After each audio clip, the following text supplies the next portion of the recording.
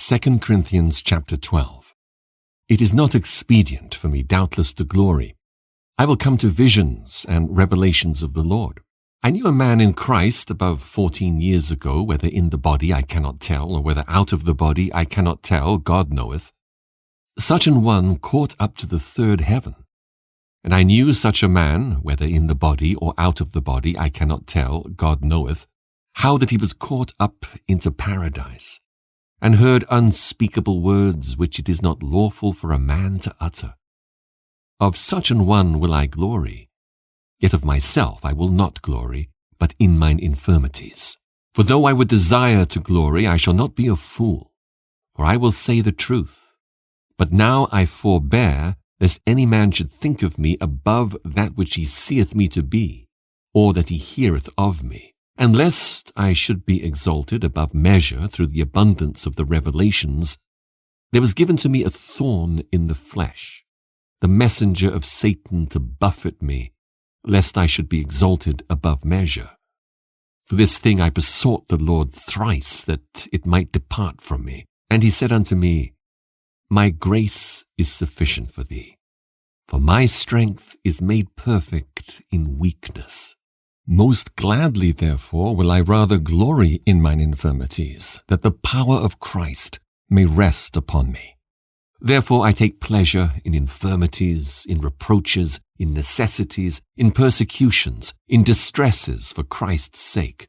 For when I am weak, then am I strong. I am become a fool in glorying. Ye have compelled me, for I ought to have been commended of you. For in nothing am I behind the very chiefest apostles, though I be nothing.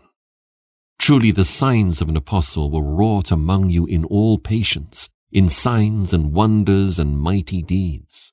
For what is it wherein ye were inferior to other churches, except it be that I myself was not burdensome to you? Forgive me this wrong. Behold, the third time I am ready to come to you, and I will not be burdensome to you, for I seek not yours, but you. For the children ought not to lay up for the parents, but the parents for the children.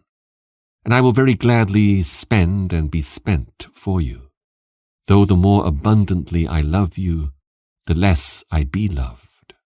But be it so, I did not burden you. Nevertheless, being crafty, I caught you with guile.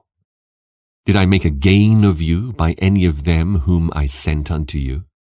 I desired Titus, and with him I sent a brother. Did Titus make a gain of you? Walked we not in the same spirit? Walked we not in the same steps? Again, think ye that we excuse ourselves unto you? We speak before God in Christ, but we do all things, dearly beloved, for your edifying.